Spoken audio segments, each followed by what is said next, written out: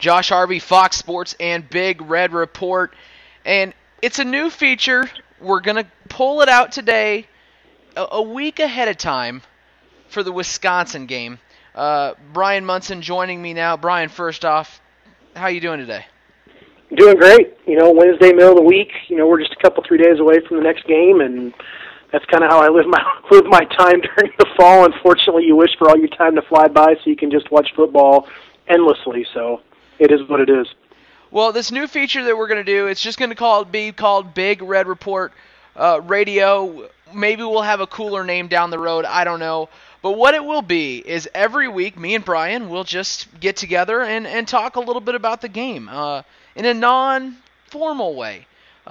Too many times, Josh Harvey here, yes, I just called myself Josh Harvey in the third person, goes into announcer mode. Comes on here and says Fox Sports, Big Red Report, puts on his announcer voice like I have right now, and we're about to change that. So I'm going to let my guard down a little bit, and we're just going to be like we're at Brewski's or something. So in 3, 2, 1, announcer guy is gone. Brian, once again, thanks for joining us. And, do you feel better, though? I do. I feel a ton better. That's and great. I don't know if it will really come off, the fact that me feeling better, but I do feel better. I do. Good. Yeah. So, Brian, Taylor Martinez. I'm still a little concerned about Taylor. I mean, everybody wants to say that this could have been possibly his best game last week. And while he didn't have any turnovers, no interceptions, took care of the ball, still his passing number's a bit of a concern. I think he was 11 for 21 or 10 for 21. And we're talking about one of the worst secondaries in the country, Brian. And everybody says, well, yeah, he didn't throw an interception. But my answer is, well, you got to throw one close to the wide receiver into the secondary to actually throw an interception. And so I'm just a little concerned. And I don't see Taylor Martinez, if your goal is to win a BCS national championship, I don't know if Taylor Martinez can get that done. And just kind of want to hear your thoughts. Well, he still doesn't have the accuracy, and I don't think he ever will have the accuracy that you really want to have, like in one of those top quarterbacks. The quarterback, and his name escapes me, from Washington was exceptional. What was it? Was it Jake Keith? Locker? No. This last week. Oh, Keith Price. Keith Price. Yeah, so Keith Price. That guy blew me away. That guy, it was kind of like, the funny thing was, and this is kind of how I related to it, and I remember back in the 90s, we're beating up on Tennessee pretty good in the Orange Bowl, and Peyton Manning gets pulled, and they bring in T. Martin. And T. Martin starts throwing the football all over us. And I kind of had this thing, even though there was like a year separation between Locker last year and kind of having this different approach to the game, and they bring in Keith Price, who was just so effective at throwing the football and managing the game from Washington. And, of course, when you have a running back like Polk, I mean, it just opens everything else up downfield. Martinez, to me, he did have his best game of the season so far. That being said, he didn't have to go that far to improve. I know he's still less than a 50% completion percentage. I think what you have to take a look at is how he didn't put the ball on the turf when it came to fumbling, how he didn't force the ball into a bad situation and get intercepted. So when you bring the turnovers down, at least, and your completion percentage still isn't where you want it to be, you've still made an improvement. Also, the time where they chose to go ahead and slide instead of getting hit, well, that is something that you want to see happen. Maybe Washington isn't the biggest hitting a team that you're going to play all year. But I tell you what, you give Ohio State and Wisconsin and Michigan and Penn State all those opportunities to hit you, and they're going to hit you hard. And it's tough to make it through the entire Big Ten season when you got a dual threat quarterback that likes to run the football and not slide. Yeah, I thought Taylor did a nice job with protecting his body, and that's going to make dividends down the road to help him keep on the field. But it's that passing game that worries me. And while I think he's the best option, I'm not by any means saying they should turn to Breon Carnes or anybody like that. I'm just concerned that when the Big Ten season rolls around, that his passing numbers are even going to be scarier when he's doing that right now against a Washington who had the worst secondary in the country, a Fresno State. I think you're right. Keith Price, I thought he was nice, calm, and collected. The thing I loved about Keith Price, he got sacked there by Jared Crick. He comes to the sidelines. He's all smiles. He's still high-fiving his teammates. And, I mean, he's just a calm and collected dude. But as I run down this list of the national championship teams, and I think about the quarterbacks that were on those teams. Last year it was Auburn, Cam Newton. A very athletic freak like Taylor Martinez, but at the same time I think we would both agree right now, Brian, that he was a better passer than Taylor is at this point. Oh, absolutely. Definitely. Then you go to Greg McElroy at Alabama, a guy who I don't think it would be considered the biggest runner in the world, and really not the biggest gunslinger either. But I would say a better passer than Taylor Martinez right now. More effective. More effective, definitely. And I would say Greg was such a smart guy, a smart quarterback, that made up for his lack of arm strength at times. Florida, you had Tim Tebow. 2007, it was LSU and Jamarcus Russell. Once again, another athletic freak, but I think we would both say that right now Jamarcus Russell was a better thrower than Taylor Martinez. Then back to Tim Tebow. The list goes on, and all I'm just saying is I don't think at this point Taylor Martinez is so one-dimensional that I don't think they can win a national championship with him at the helm. I don't know if this is a national championship team just because of the defense, but I think we'll hit on that here in a second. While I see what you're saying, do I think that in a perfect situation, do I think Taylor Martinez could guide Nebraska to a national championship? I think that's still an incomplete answer, at least on my behalf. I am going to go ahead and give Taylor Martinez some credit for becoming a better game manager and relying less on his legs and spreading the ball out a little bit more. And I do like the play calling, especially in the Washington game, a lot better than what I did last season. So I'm going to go ahead and give Beck credit there too. I'm also going to credit that what will happen here in the future when you start building a little bit better chemistry, not just within the offense, but also with the young playmakers on the outside, like Kenny Bell, like Jamal Turner, and even to a lesser extent, guys that are, like the tight end position. I'm still trying to figure out how it's going to be utilized because I think Kyler Reed has gotten far too few of targets in the last 3 games, and he needs to be targeted at least 2 to 3 more times a game. I think that there are some things here that, you're still trying to figure out how the wheels are going to roll when it comes to the offense, and I think you're still building chemistry with the guys that are younger, and even particularly the young I-backs, who I thought looked very, very good this last weekend. Yeah, I'm not trying to bag on Taylor. It's just how I felt throughout the week, and it's just being somewhat new to the area, new to covering the team. I just found it somewhat amazing when people were saying, well, that might have been his best game, yet he doesn't throw for 50%. That just kind of caught me off guard, but I understand how this is probably not a national championship team, but at the same time, we're in week 4, and Nebraska's ranked 9 in the country, at number 9. Right. At number 9, the 4th week in the country, you have to be thinking national championship. You're rated that high. That is the goal. You're not playing for a Capital One. You're not playing for just a BCS game. At number 9 in the country in week 4, you are playing for a national title because everybody is undefeated at that point. And so maybe the media and the coaches got it wrong. Maybe the ranking isn't deserving. But that's just how I look at it, and that's how I kind of looked at it at the beginning of the season when I set my top 25 rankings and my conference rankings. People were saying, well, you're crazy to have Nebraska at number 8.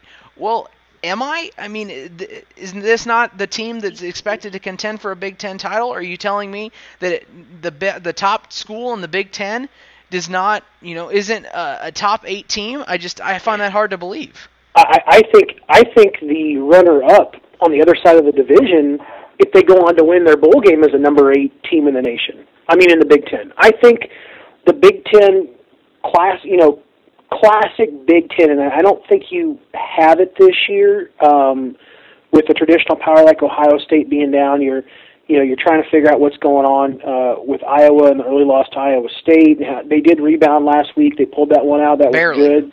Yeah, barely. I mean, but you're trying to figure out, Michigan State gets beat by Notre Dame. Michigan looks good against Notre Dame and had to come back. You know, you're going through the conference. Penn State doesn't look like they got a very team. Illinois is a surprise with Shieldhouse. I mean, you're trying to figure out who's potentially going to be there opposite. You know, you got to consider Wisconsin to be the top team. You got to consider Nebraska to be the top team on the other side right now too.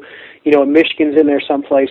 But I mean, I think in a classic year of Big Ten, when you're looking at two to three teams on both sides of the conference, two in each division, when the dust settles and the championship, the conference championship is over with, the conference champion goes on and either plays either in the BCS championship or in the BCS bowl.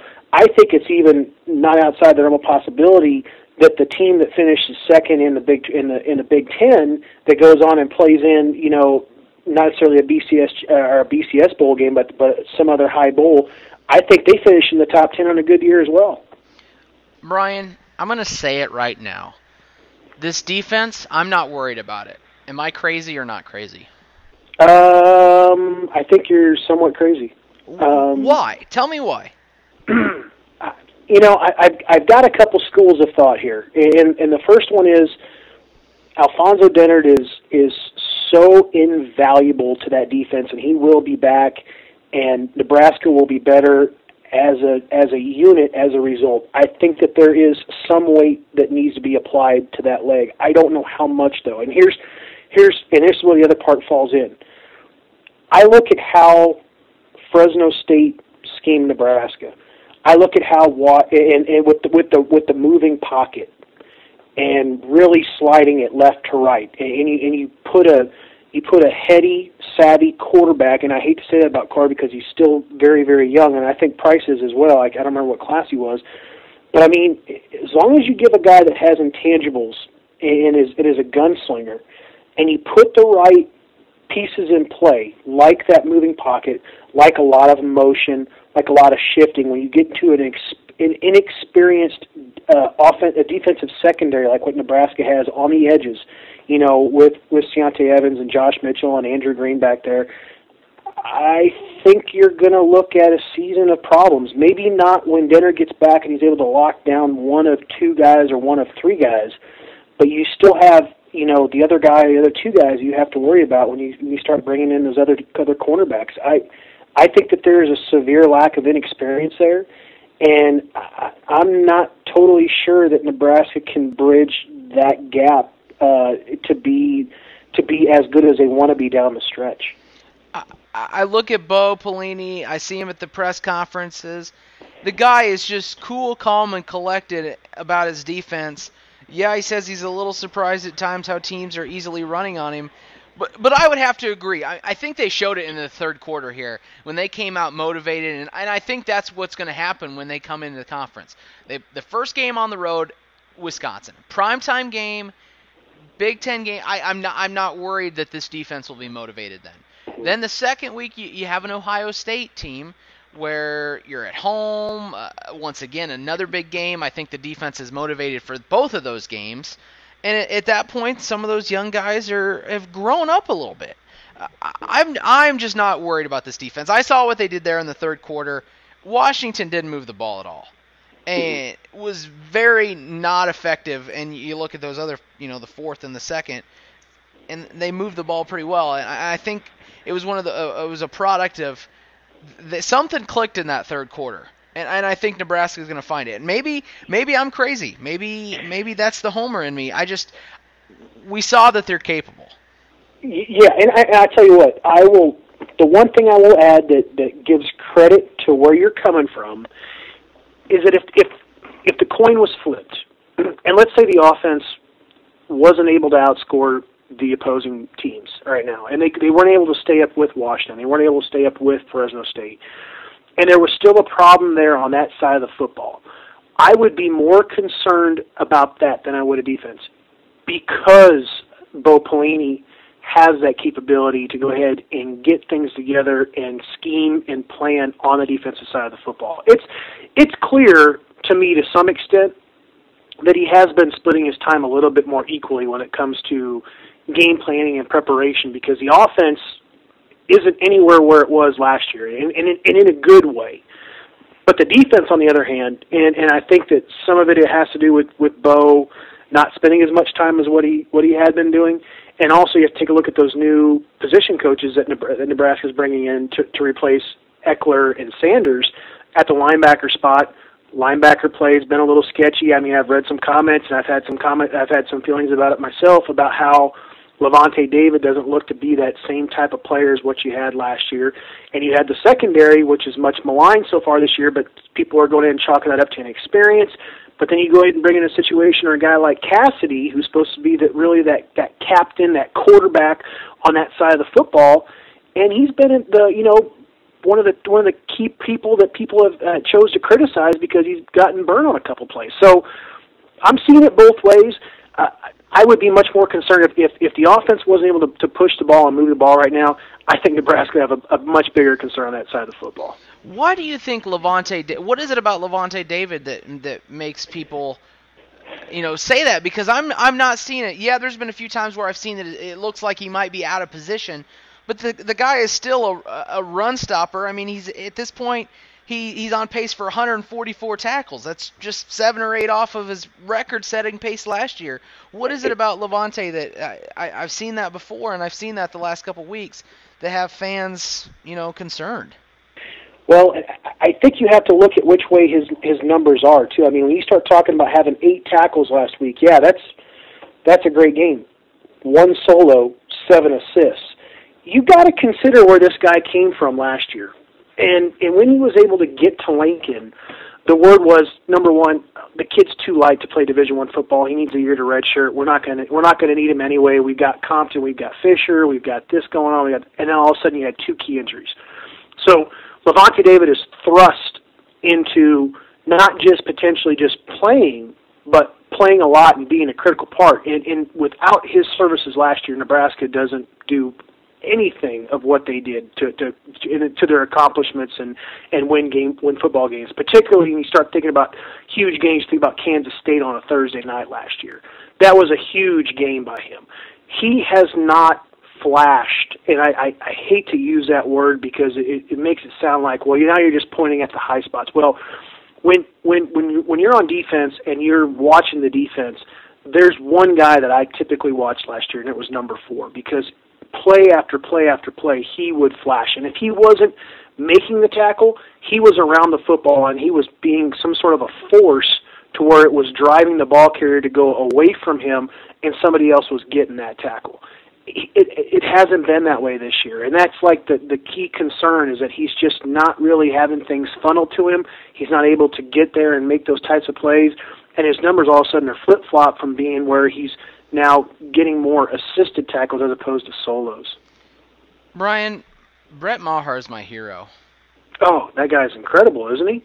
I mean, that is just what he has done has been outright amazing, and I don't think it's being talked about enough. People will tweet during the game, "Oh yeah, Alex Henry who?" But at the same time, I mean, I really don't think it's been talked about enough. This kid has been simply amazing, just for the pressure that he would have had to face coming in, replacing him. I think he's done a tremendous job. I would have liked to have seen him attempt the 62-yarder. I would have too, and I think he would have made it. I tell you what, I would have liked to see it just because, and I guess you were there, and you could tell me, was the wind blowing north to south that night? The wind was blowing. He would have had the wind slightly in his face. In his face or behind him? No, I believe the wind would have been slightly in his face, and that's why we asked Coach Papuchis after the game, did he have the range? And it was one video that we didn't talk to him very long, so I don't even think I posted it. But Papuchis said no, it was in his range. And he and so that, I mean, that's amazing, and it's not just the field goals that I'm so surprised by, but it's the punting. Oh. What kind of weapon has that been so far for Nebraska? Where would they be? I mean, I think at this point, I haven't looked at his exact stats, but I know against Fresno State he averaged over 50 yards a punt. I know against Washington he averaged over 50 yards a punt. And he had a 71-yarder called back. Yeah, and so this guy has been playing amazing, and I just don't think he's been talked about enough. From the words that we got in camp, where you start talking about well, Maher's going to do this, and Bondi potentially figures into that, and to see how Bondi who? Brett's basically come in and just said, these are mine, and he's really stepped up to that challenge. I don't think anybody had as big of shoes to fill from one year to the next. I mean, you go ahead and throw in Deontay Evans to Prince Hamakamura. You can go ahead and throw in Rex Burkhead to Halu. I don't care who you want to say from last season to this season. The biggest shoes to fill were Henry's. And to have Brett step up in the way that he has, I mean, at least he had, 2 touchbacks last week out of 8 kickoffs, I think is what it was. That's not Adi Kunalik-like, but now all of a sudden you're bringing up a different name. And Kunalik was only good for that one thing. So now you're bringing in a guy that's doing a trio of duties, and he's doing first 2 of them exceptionally well, and the other one he's doing it well enough to where it hasn't really hurt you. And if I'm a coach and I'm recruiting these defensive stars and I have each defensive position stacked, then I'm not necessarily concerned as much with the touchbacks, just for the fact that you're going to have some guys on kickoff, talented guys who would probably be starters on the defense at other teams, running down there. Mm-hmm. We saw it in Eric Martin last week. How he electrified the crowd with that tackle. And we talked to him yesterday, and it was one of those, well, I haven't really had an opportunity to do that yet because I've gained a lot of weight. I've slowed down a little bit, but that's a different story for a different time.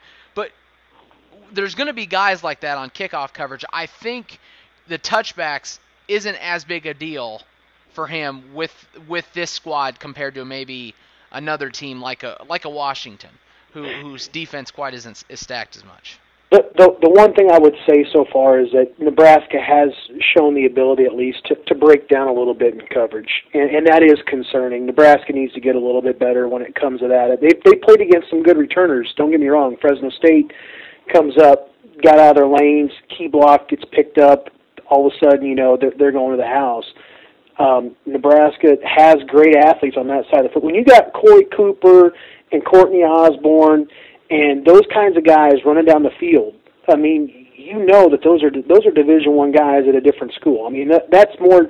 I'll tell you what, for the team speed and the lack of team speed I saw when I watched Kansas versus Georgia Tech, Corey Cooper and Courtney Osborne could go down to Lawrence tomorrow, walk on campus and say, here we are, and be in their starting lineup. I mean, I say that with 100%, confidence. Those guys are that good to do that into a lower level Big 12 team, or what's left of the Big 12. But I think that you've hit a great point. The athletes are there. The coverage needs to get a little bit better. The discipline isn't there yet when it comes to that, but it will get there. Okay, we've spent enough time about a kicker. Special team. he is my hero, but we're gonna shut that talk down. Although I did find an interesting stat here on FoxSports.com.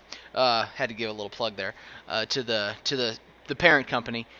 Brett Maher is averaging 48.1 yards a kick, which is currently 9th in the country.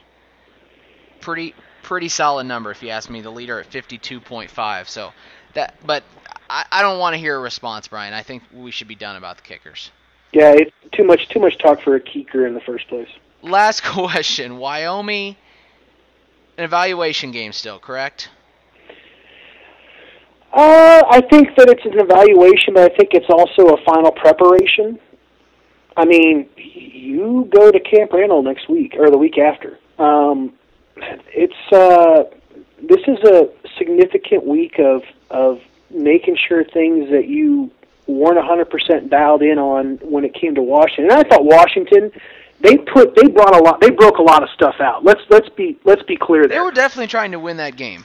Oh, that was a huge statement game for them because I think number one they were ticked from how the performance fell off when they played out in Seattle and when they played them in San Diego. I don't think they liked the way that the season ended last year, and I don't think they liked the video that Steve Sarkisian put up, or the ESPN shot on Jake Locker that ended up making it out to national television and was surfacing around the internet. I think that there were a lot of things to draw a lot of motivation from when it came to that game, but. That being said, Nebraska broke out a lot of things on offense. Nebraska has to fine-tune those things on offense against a Wyoming and not be overly concerned about what they can't and what they cannot show, because I think that if there's one thing that can be said about holding back and being vanilla because you don't want to show something, is if you don't do it in a game, and if you don't prepare it, and you don't run it at 100% speed, and you don't do it with the right people and the right settings and the right down and distance and on the road in particular, you aren't 100% prepared to do it when that does come up in the next game.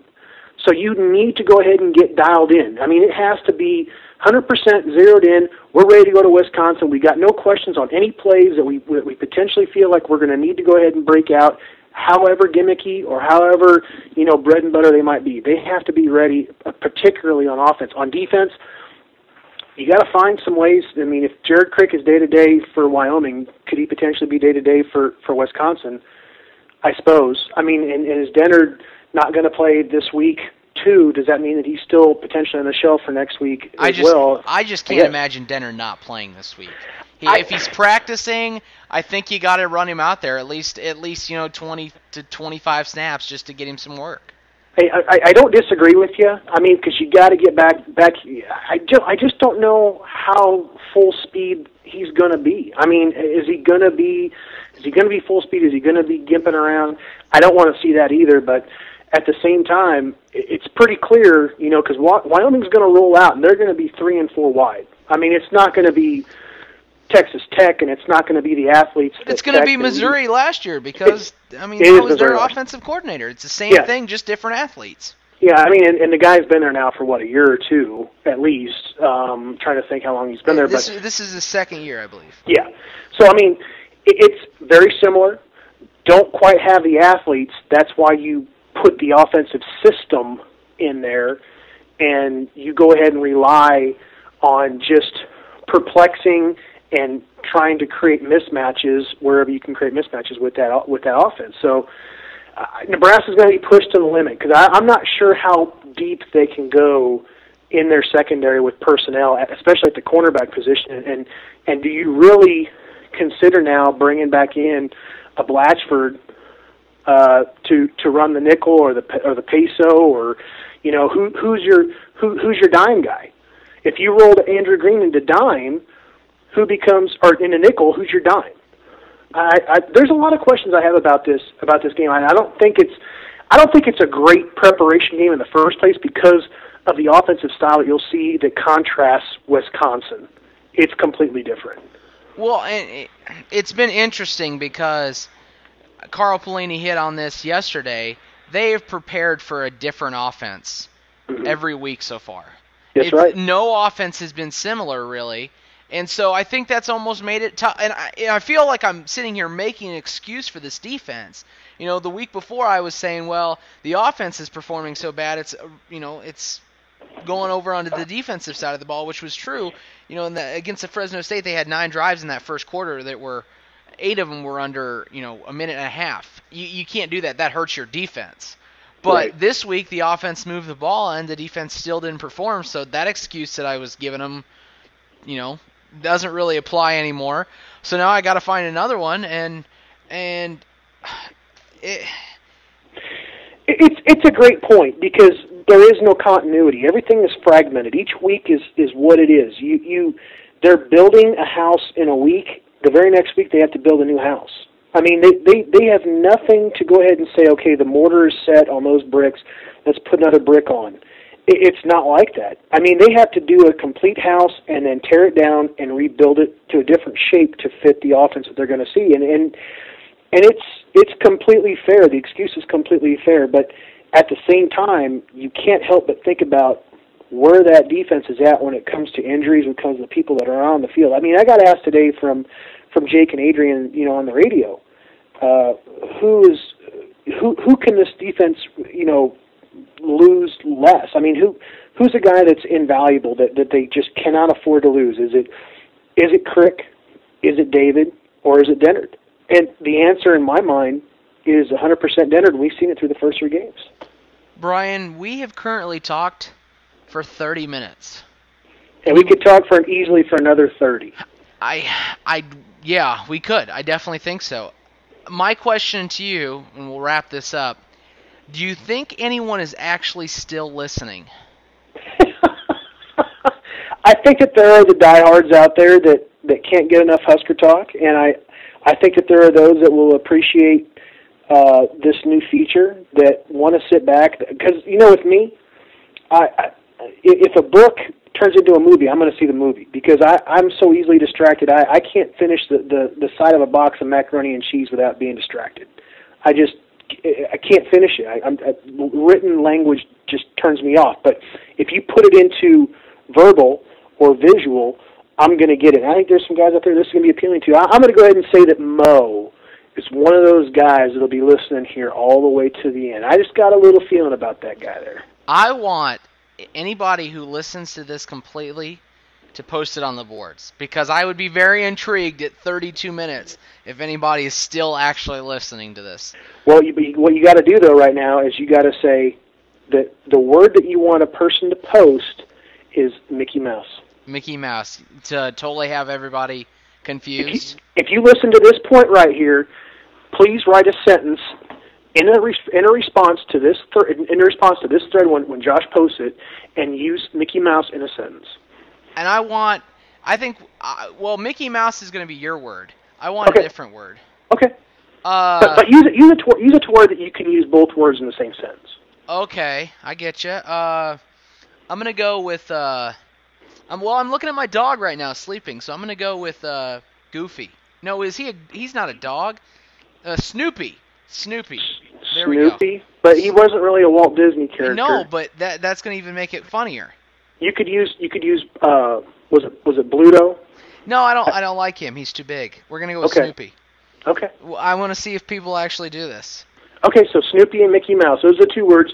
Use them in a sentence together to prove that you listened all the way to this point. But I think Nebraska will go out there and still win handedly at Wyoming, even though they are 3-0. I think that what's going to really catch Wyoming off guard is how many people that Nebraska is going to put into a 30,000 seat stadium out there. I'm guessing 8,000. I'm going to say it's going to be a third. Wow, that's 10. Well, I guess only 10,000. Yeah, I could see that. I'm going 10,000. I think you're going to see a strong contingent of people flying into Denver, driving up, and the Western Panhandle representing. I mean, I think there's going to be a lot of people there. Nebraska wins. The score is what? I think the offense will do just fine. I'm going to go ahead and say like 45-24. 45-24. I think they're going to score a lot of points on this Wyoming team. I also think the defense is going to have trouble stopping them. This Wyoming offense, they're 3-0 right now. They're putting up points. So I'm predicting a high 50s to high 20s, low 30s type of game. Yep. But they will win, and then they will be able to go to Disneyland and see Mickey Mouse. Josh Harvey and Brian Munson for Big Red Report Radio. Tell us if you like this feature. Tell us if you think this feature sucked. Too long, whatever. Yeah, whatever. You just let us know. So we are signing out. I'm putting my announcer voice back on, and we will talk to everybody later.